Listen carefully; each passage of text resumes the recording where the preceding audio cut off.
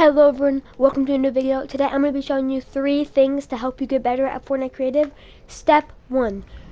If you're ever making a map, these are some basic items that you're probably going to use in the first map. Most of the time you're probably going to use the teleporter because you don't really know how to get around much. It's really easy to use. This was probably one of the main things or the only things I used in my first map. And this is probably a basic starter. The button, it's like one of the easiest devices in the game. It took me maybe like a week to understand how it worked. I know, but like, all you gotta do is change it when interacted with transmit on, and then change a different channel, and that's it. Literally, that's it. Next, the player spawn pad. I don't know one creator who doesn't use this thing in their maps. This is a must-need component to make a map. Sample text board.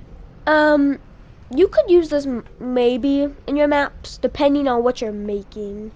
You could maybe add some like text saying like, "The Dr. Alien has captured my dog. Please go find him." And then you have to go set on a quest. Or you could just use the HUD transmitter or whatever it's called. Just type something random in there and it'll pop up. I just changed that little tacos to this really cool tacos, and that's how I just made like tacos into this really cool tacos. Another item that you're probably going to use a lot in your maps is the item spawner. This is probably going to be the first device you're actually going to use in your entire days of making Fortnite creative maps. Is you're just gonna use this until you actually learn to do something else. It's very easy. Drop a gun in, maybe change these settings to instant, and if you don't want it to respawn, hit never, and then you can figure out the rest on your own. Most of the time I would recommend base visible during game is off, and then maybe sometimes you want to set a spawn, but that's only if this is on never. Okay, that's for that. Now, you may not use this when you're starting your first map, but the HUD controller is actually a really great device. You don't have to do no channels. It's like, unless you like want to, but basically just change all these settings. So like, and it will act like a whole different game. You won't see your inventory. You won't see your health. You won't see your shield. Literally, you won't see anything. And even if like you want it to be like a high detailed game that wants to look like it's not even Fortnite, you can come up to this button and it won't even say interact. It will just like press. Now, this is one of the more basic items, but it's also kind of hard to learn. It's the item granter. It's basically the same thing as the item spawner, but once you learn how to use channels, it should be pretty good to use. Just like, there's one thing that I hate about this, is the first option. It says clear inventory. Make sure that says keep all unless you want it to like delete your entire inventory when it gives you the item. That's one thing I hate. So those are the 7 basic props you'll probably use in your first map. Let's move to the second thing. Okay, this next step I want to tell you is, don't make your maps really short. You have a good idea in your mind and you really want to make something really good out of it. And you're making your map, going along, and then like bam. And then you get into play mode and your map is like 5 to 10 seconds long. People don't really like that kind of stuff. Unless you do and you like short maps or whatever. But people don't really like short maps. Even if you're gonna feature it, you have to make at least a 1 to 3 minute progress, just so people don't get like bored. Okay, don't make it too long so people get like bored and like, when is this freaking thing gonna end? Or don't make it too short that it's gonna like say like, dang it, I wanted more, and it's over. So yeah, that's probably the next step of how to make a good map.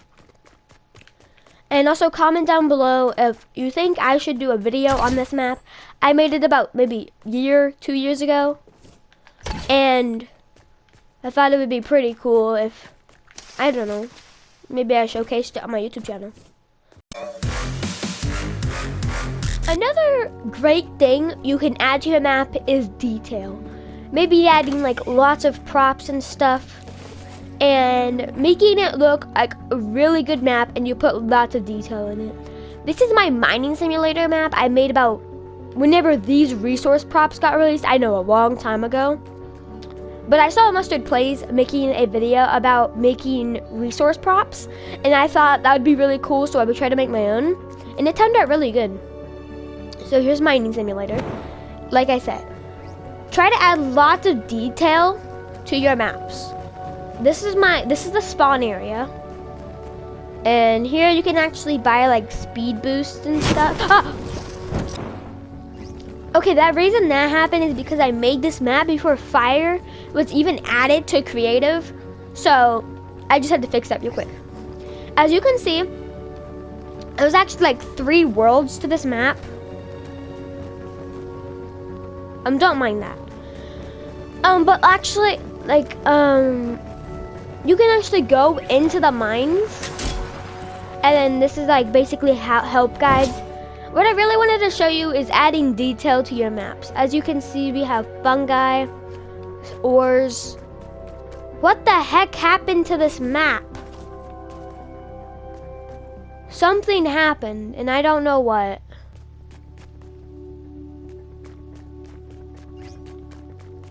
Okay, this was not like this.